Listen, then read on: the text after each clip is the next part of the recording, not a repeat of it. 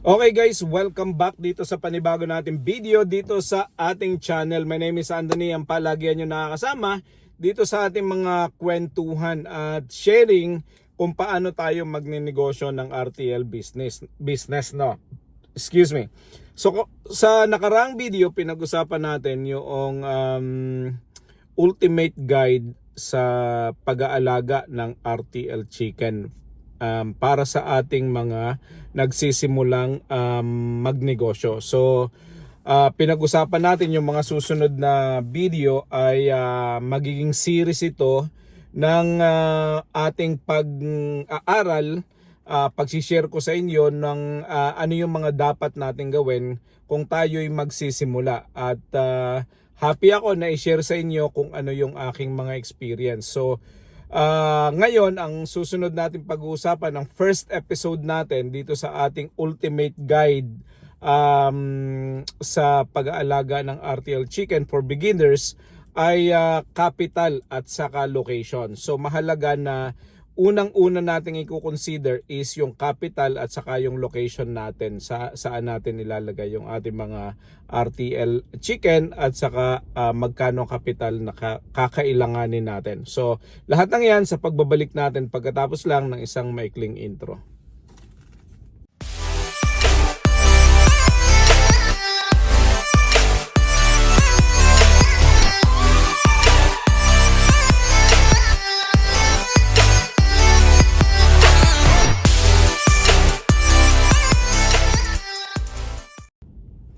Okay guys, welcome back.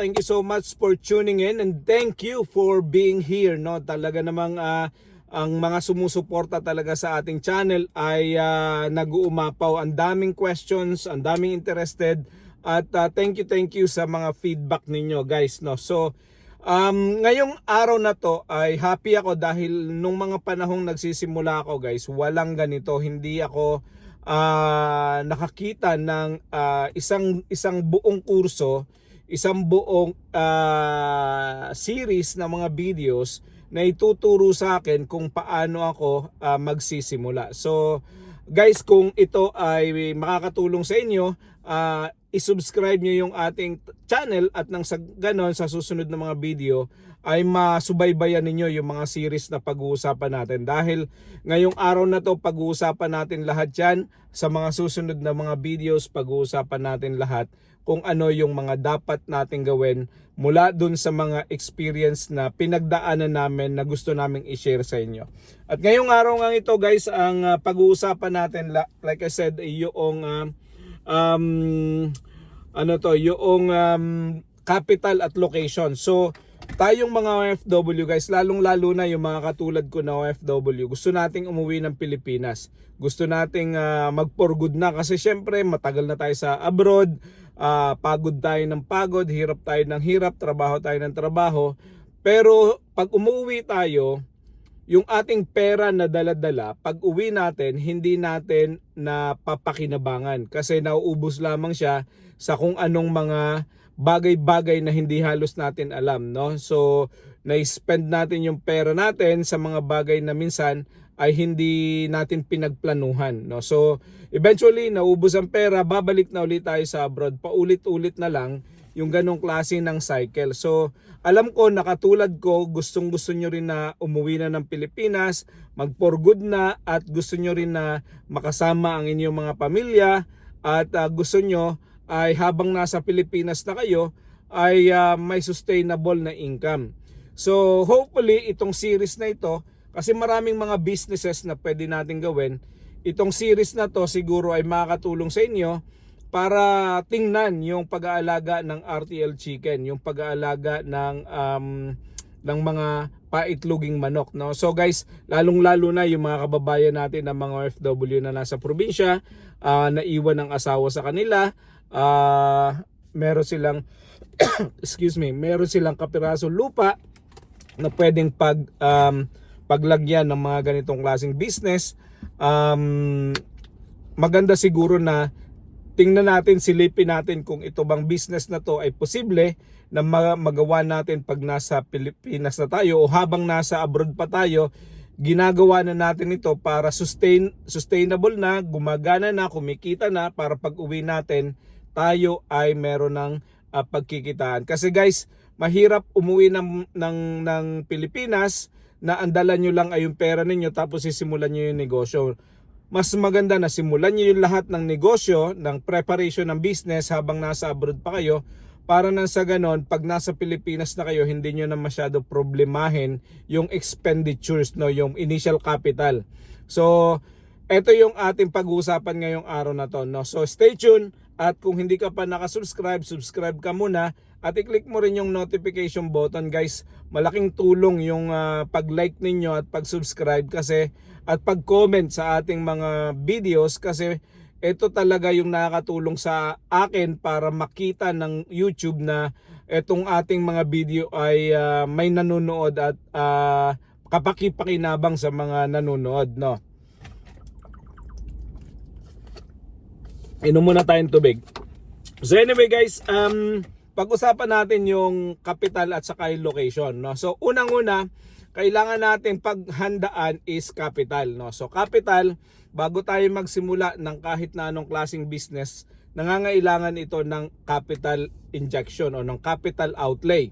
So unang-una nating iisipin, kailan ba natin gagawin? So kapag gagawin na natin, gusto na natin gawin, kailangan nating mayroon tayong ipon. So bilang isang OFW o bilang isang nagtatrabaho sa Pilipinas, kung meron na tayong kapital, ang tanong is gaano karaming chicken yung ating aalagaan. So pwede tayong magsimula ng 200 heads, pwede tayong magsimula ng 400 heads, pwede tayong magsimula ng 500 heads. Yung mga heads na yan ay hindi hindi masamang simula, no? 500 heads, kung gusto mong pag-aralan lang yung business, 200 heads should be good number, no? Kung gusto mo pangkain lang sa bahay, 48 to 100 is a good number. At habang pinag-aaralan mo yung business, pwede rin yan.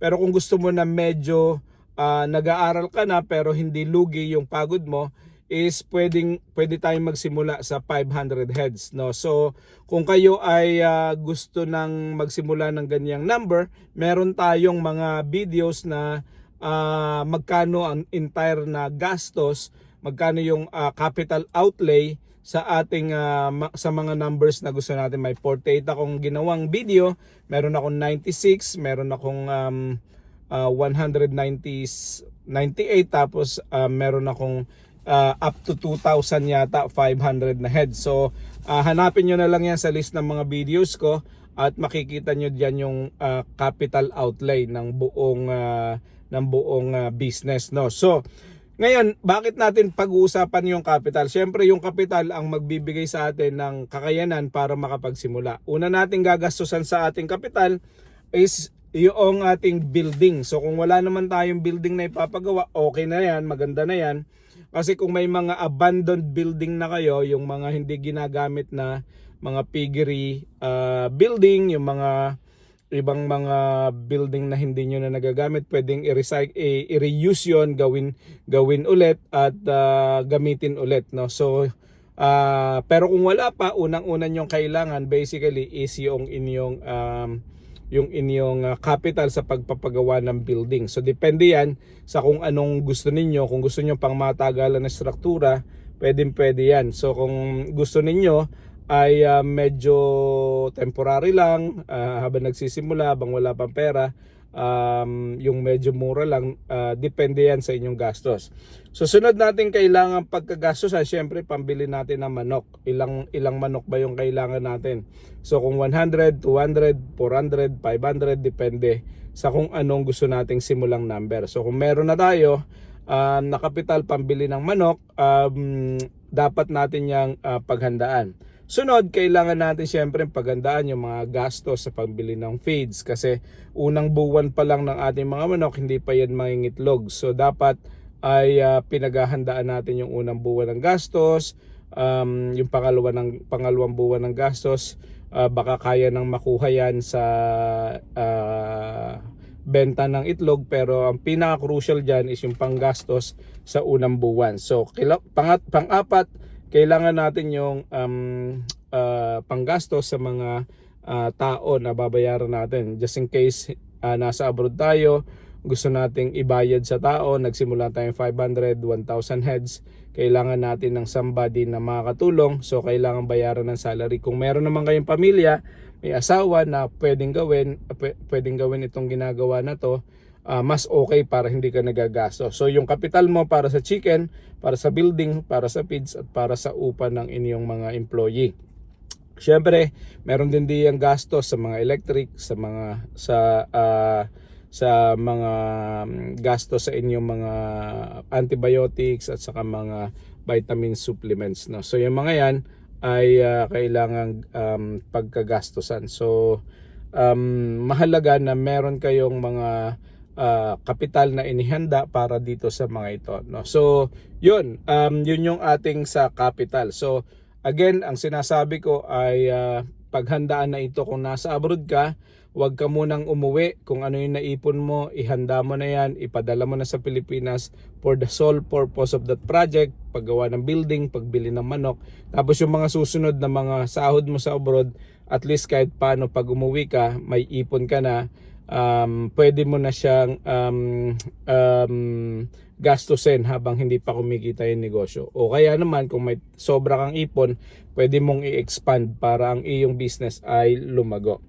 So, ikalawa yung location, guys. Napaka-importante nito na pinaghahandaan. Katulad ng capital, kapag pangit ang location mo, ito ay isa sa mga magiging problema mo. So, unang-una dapat ay medyo malayo-layo ng konti sa community, no. So syempre kahit na sobrang ganda ng linis natin, meron kahit paanong konti na magiging amoyan, sapagkat prutas medyo may langaw. So itong mga to dapat ay medyo malayo-layo sa mga tirahan ng mga kapitbahay, kasi ang mangyayari lang diyan, magkakaroon ka ng mga complaints, magkakaroon ka ng mga irereklamo ka sa barangay. Itong mga to, gusto mo tong iwasan. Dapat hindi ka magkaroon ng ganito, kasi unang-una stressful itong mga to. Ikalawa, baka ito pa maging mitya ng sara ng negosyo mo, tapos lalo kang malugi. So mahalaga na meron kang perfect na location. So unang-una, dapat medyo malayo yan sa community. Ikalawa, dapat medyo malaki-laki ng konti. So ibig sabihin, may room for expansion. Kung ikaw ay 500 lang yung inaalagaan, hindi masyado malaki ang kailangang space niyan, pero kapag kumikita na at gusto mong i-develop yung business, medyo may room ka para sa expansion. So dapat medyo malaki-laki na yung space mo. Yung akin, for point of preference lang, 1,400 square meter lang yun sa akin.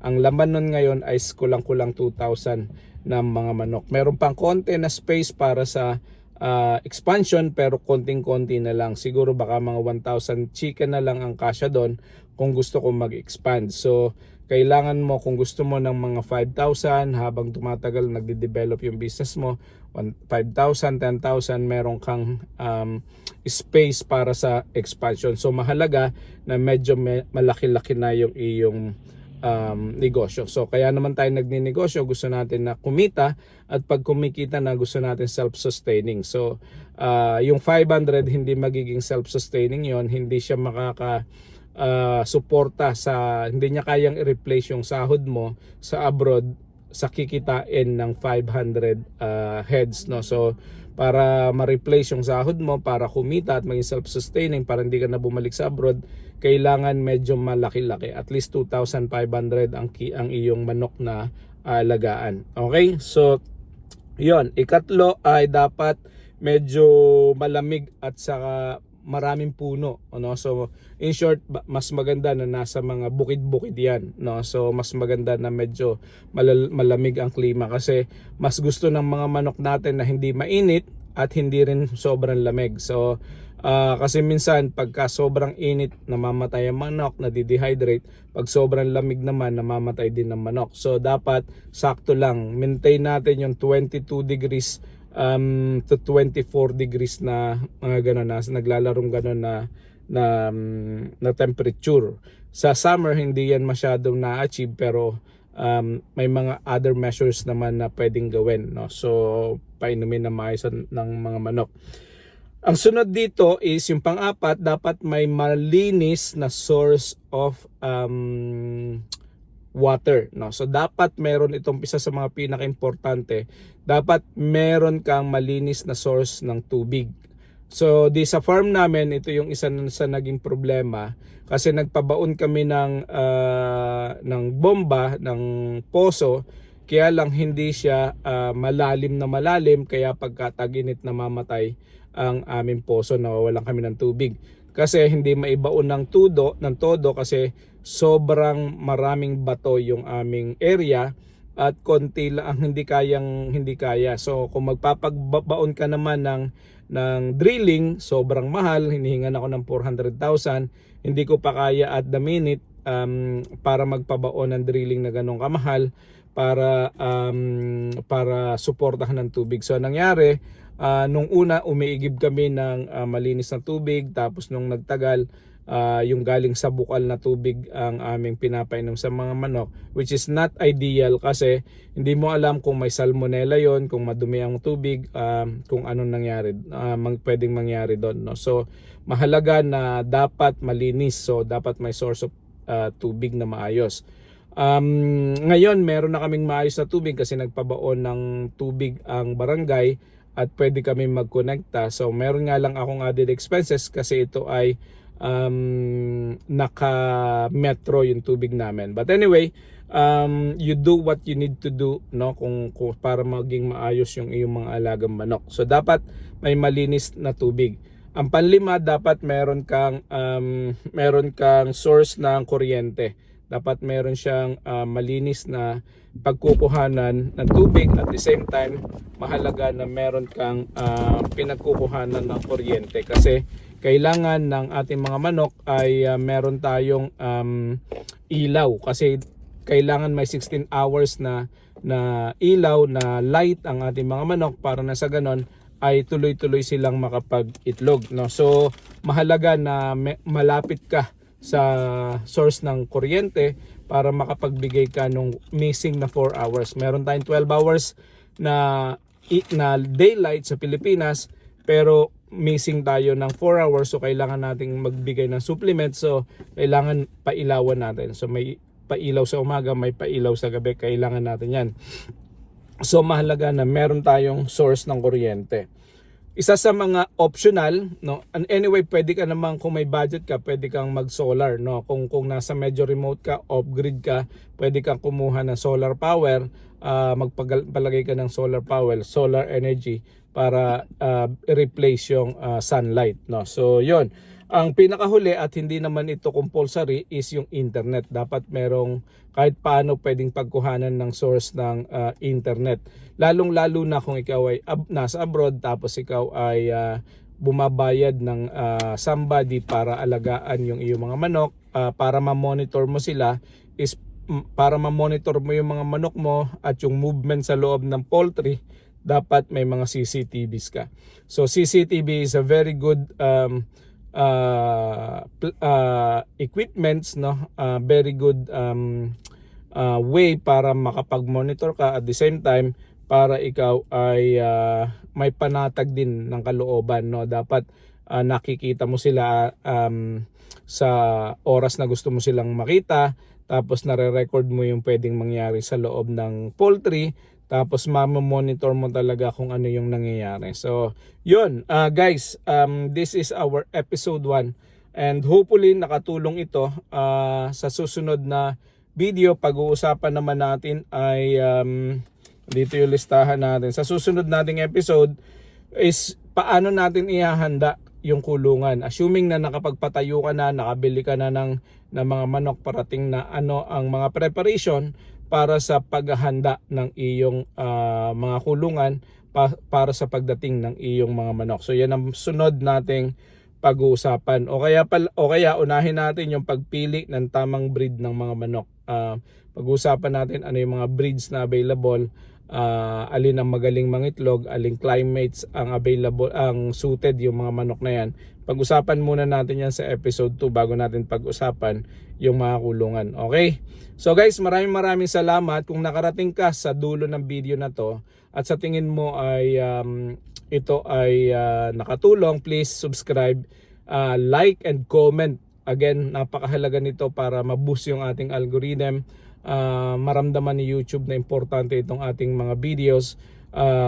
Kahit na anong comment guys, kahit emoticon lang, like lang, basta meron kayong reaction guys, no? Maraming salamat. God bless and see you all sa susunod nating episode. Yun lang, maraming salamat. Bye bye.